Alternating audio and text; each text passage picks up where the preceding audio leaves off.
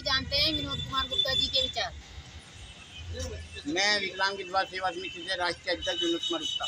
जैसे कि सरकार बार बार कहती है कि हमारा विकलांग समाज की तरफ ध्यान है, सरकार का विकलांग समाज की तरफ कोई ध्यान नहीं है। असल में प्रधानमंत्री जी ने विकलांग से दिव्यांग नाम तो बदल दिया, लेकिन उनकी जो दैनंदिन स्थिति है, हालात हैं, वो नहीं बदले। लॉकडाउन, जैसा कि आप सभी को पता है कि लॉकडाउन में लगा हमारे देश में, उस टाइम हमारे विकलांगों के हालात ऐसे थे, वो तिल तिल के मरे। उनके घरों में चाय बनाने तक पैसे नहीं थे। रोजगार, इस देश में एक जिले की समस्या नहीं है, पूरे भारतवर्ष में विकलांगों की एक समस्या है रोजगार। अगर सरकार हमें रोजगार उपलब्ध करा दे तो ये जो हमें पेंशन मिलती है, भिक्षुक के रूप में सरकार हमें पेंशन दे रही है, हम सरकार को उल्टा पेंशन देना आरंभ कर देंगे। हमने मांग की थी कि हमें 6 फुट की जगह उपलब्ध कराई जाए, जिससे कि हम विकलांग समाज के लोग रोजगार कर सकें। आखिर सरकार हमें रोजगार देना क्यों नहीं चाहती? क्या हम गुप्ता जी, मैं आपकी कुछ बात काट के पूछना चाहता हूँ कि आप जल समाधि क्यों ले रहे हो, क्या कारण है? जल समाधि न्यू ले रहे हैं क्योंकि हम तंग आ चुके हैं इस सरकार से, परेशान हो चुका है विकलांग समाज सरकार से। क्यों कि सरकार को हम ज्ञापन तो देते हैं, हमारे ज्ञापन रद्द की टोकरियों में फेंक दिए जाते हैं, उनकी मांगों को दूसरों को मान लिया जाता है। तो मैं एक बात आपकी काट के पूछना चाहता हूँ कि अभी आपने जो ज्ञापन दिया है विधवा विकलांग सेवा समिति का, तो ये महागठबंधन है या केवल आपकी सेवा समिति कर रही है? ये विकलांग विधवा सेवा समिति खाली अकेली नहीं कर रही है, ये संपूर्ण विकलांग समाज कर रहा है। ये रोजगार की समस्या खाली विकलांग विधवा सेवा समिति की नहीं है, खाली एक विकलांग की नहीं है, 11 करोड़ विकलांगों की समस्या है। हमारा आरक्षण 4% है क्या? और पहले ये 7 श्रेणी थी, जो केंद्र सरकार ने बढ़ाकर 24 श्रेणी कर दी। क्या 24 श्रेणियाँ बढ़ाने के बाद 11 करोड़ आबादी है विकलांगों की? नहीं, ये दोगुनी चौगुनी हो गई। क्या ये 4% जो आरक्षण है, इसको बढ़ाकर कम से कम 15% आरक्षण किया जाना जरूरी है। तो मैंने सुना है कि आपका जो महागठबंधन है विकलांग सेवा समिति का, तो आज से आपसे कितनी समिति और जुड़ी हुई है? हमारे वार्ता चल रही है, उनसे वार्तालाप चल रही है, कई संगठन हमसे जुड़े हैं। वो जो परेशान है, जो रोजगार को लेकर परेशान है, पुलिस प्रशासन से परेशान है, वो विकलांग समाज के साथ, विकलांग विधवा सेवा समिति के साथ अन्य विकलांग संगठन जरूर आएंगे। साथियों, जब तक आप रोड पे नहीं आओगे, आपकी सरकार सुनेगी नहीं। हमें क्या मिलना है, क्या मिलेगा, ये सब आप लोगों को छोड़ने होंगे। अगर आप लोग चाहते हैं कि विकलांग समाज का उत्थान हो, विकलांग समाज का विकास हो, विकलांग समाज आगे बढ़े, तो आपको रोड पे निकलना ही होगा। मैं एक बात पूछना चाहता हूँ गुप्ता जी आपसे कि आपने दिव्यांगों के लिए तो विकलांगों के लिए तो बोल दिया, अब कुछ महिलाएं ऐसी होती हैं जिनकी मतलब कि 40 साल में के बाद उनके पति एक्सपायर हो जाते हैं, उनके बच्चे जवान रहते हैं, उनके 2 बेटी हैं। अब जैसो एक हमारी पूनम जी इधर खड़ी है और इधर ये हमारे इनके सहाना जी हैं, इनके पति एक्सपायर हो गए, इनके 4 बच्चे हैं। अभी अपना पालन पोषण कहाँ से करें? तो मैं इनके बारे में भी आपसे कुछ कहना चाहता हूँ कि इनके लिए क्या करा जाए। जो ऐसी महिलाएं हैं, खासकर इस सरकार में महिलाओं को सम्मान दिया जाता है, लेकिन असल में सरकार महिलाओं को सम्मान नहीं देती। एक हमारी पूनम जी खड़ी हैं, इन्हें लोग मतलब कि ये विधवा है, इनके कोई बेटा नहीं है और बेटा ना होने के कारण इन्हें लोग परेशान कर रहे हैं। तो मैं इनसे पूछना चाह रहा हूँ, ये बताएं कि किस तरीके से लोग इन्हें परेशान कर रहे हैं।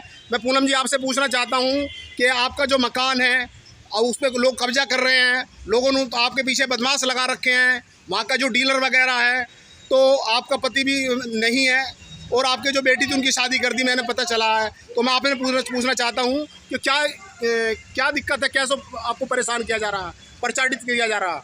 मेरा नाम पूनम है और और मैं थोड़ा जोर से बोलिएगा। मेरा नाम पूनम है और मैं दिल्ली उत्तर प्रदेश का राजपूत हूँ जी दिल्ली क्षेत्र की विकलांग विधवा समिति से मैं अध्यक्ष हूँ। और मैं ये चाहती हूँ कि मुझे खुद को इन लोगों ने परेशान कर रखा है कि मेरे मकान का जो है पहले तो किसी ने एग्रीमेंट करवा दिया डीलरों के द्वारा और अब मेरे मकान को जो छीनने की कोशिश करी जा रही है। डीलर का क्या नाम है? डीलर का नाम है आदेश है और एक का नाम मतलब पूजा है, उसका नाम तो मेरे को पता नहीं है, मुकेश साथ लगता है। आपने पुलिस में एफआईआर करी? हाँ जी, मैंने गाजियाबाद करी है और गाजियाबाद भी करी और मैंने लोनी वाले थाने में भी करी है और इंदिरापुरी नहर वाले थाने में करी है। तो पुलिस ने आपकी बात सुनी? जी हाँ, पुलिस ने सुनवाई करी है और ये कह रहे हैं कि टाइम आने पे जो है इनको जो जहाँ तक भी है आप जो भी सूचना हमें बताते रह करो और ऐसा नहीं होने देंगे। आपका मकान जहाँ तक भी हम छीनवाएंगे, मकान आपका है तो आपका ही रहेगा। मतलब पूरी कोशिश है, फिर भी मतलब जो है जो मेरे पीछे लगा रखे हैं, मारने तक मेरी नौबत कर रखी है। जहाँ मैं चलती मेरे पीछे गाड़ी लगती है। ओके। हाँ जी, और मुझे खतरा, मुझे भी खतरा और मेरे बच्चों को भी खतरा। 4 बच्चे हैं मेरे जी, और मेरा बेटा था, एक बेटा मेरा मार दिया और अब मेरी बेटियों के पीछे भी लगे हुए हैं। अब मेरी बेटी के पीछे लगे। नमस्ते। अब हम थोड़ी सी बात राष्ट्रीय प्रभारी जो अभी विधवा विकलांग सेवा समिति से जुड़ी हैं, ये सहाना जी है, मैं इनसे कुछ पूछना चाहता हूँ। आपके पति ये विधवा विकलांग सेवा समिति में क्या थे? राष्ट्रीय थोड़ा सा जोर से बोलिए। विकलांग विधवा सेवा समिति में राष्ट्रीय प्रभारी थी। तो आपको विकलांग सेवा समिति ने अब क्या पद दिया आपको? मेरा नाम सहाना है। जी, मेरा नाम सहाना है। आप कहाँ से हो? गाजियाबाद से। अच्छा, क्या बच्चे हैं आपके? 4 बच्चे हैं। पति कहाँ है आपके? पति खत्म हो चुके हैं। अच्छा, तो उससे गवर्नमेंट से कुछ लाभ मिला नहीं मिला? कुछ लाभ नहीं मिला अभी तक मुझे। अच्छा, क्या बेटी बेटा आपके? 3 बेटी है, 1 बेटा है। अच्छा, तो क्या संदेश देना चाहते हो आप, मतलब कि शासन और प्रशासन को? जी, मैं ये कहना चाहती हूँ जो मेरे हक के लिए है, मेरे नसीब में जो अब है नहीं, मेरे हस्बैंड नहीं है, उनके लिए मुझे मेरे बच्चों के लिए मदद चाहिए और जी रोजगार चाहिए मुझे। अच्छा, और जो विकलांग विधवा सेवा समिति में हम जुड़े हुए हैं, सभी बहन भाई मिलकर आगे बढ़ें। Very good. देखो साना जी ने कितनी अच्छी बात कही इसमें। और मैं अब त्यागी जी से कहना चाहता हूं कि 2 अल्फाज बोलें विधवाओं के लिए, विकलांगों के लिए, दोनों के लिए बोले। मैं ये बोलना चाह रहा हूँ सरकार से, माननीय मुख्यमंत्री जी से, योगी आदित्यनाथ जी से बोलना चाहता हूँ, जितनी भी हमारी विधवाएँ हैं, विकलांग हैं, उनको जो उनका हक है उनको दिया जाए, पेंशन दी जाए, राशन कार्ड बना के दिए जाए, ऑफिसों के चक्कर ना लगा के उनको एक बार में जाके काम कराया जाए। अधिकारी कह देते हैं इधर से उधर जाओ, उधर से इधर जाओ। मैं सरकार से ये कहना चाहता हूँ कि विकलांग विधवा दोनों को सम्मान दिया जाए और इनका जाके तुरंत काम करके दिया जाए। धन्यवाद। Very good. देखो हमारे राजीव जी ने, राष्ट्रीय उपाध्यक्ष विधवा विकलांग सेवा समिति के, उन्होंने बहुत अच्छी बात कही है। मैं कहूँगा कि और कोई भी अपनी बात रखना चाहता है तो ये हमारे वरिष्ठ उपाध्यक्ष हैं, इनसे मैं चाहता हूँ कि 2 अल्फाज कहें विधवा विकलांग सेवा समिति के बारे में और अपने बारे में बताए। ये एक पैर से विकलांग है इसमें, तो आप से मैं पूछना चाहता हूँ, आप थोड़ा सा माइक नीचे करिए और आपका अपना गुजारा क्या कैसे करते हो, क्या काम करते हो आप?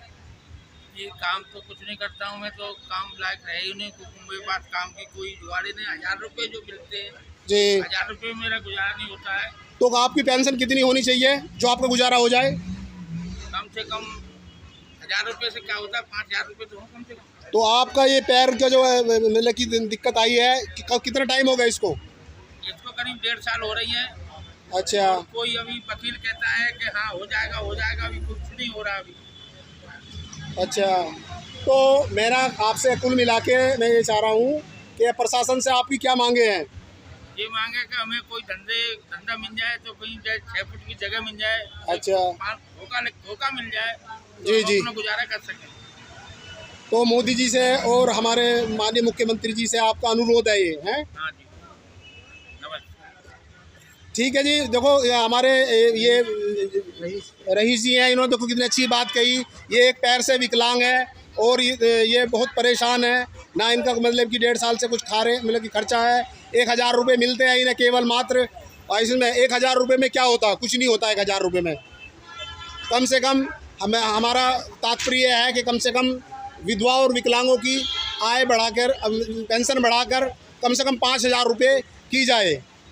इसी के साथ दिव्यांगी पुकार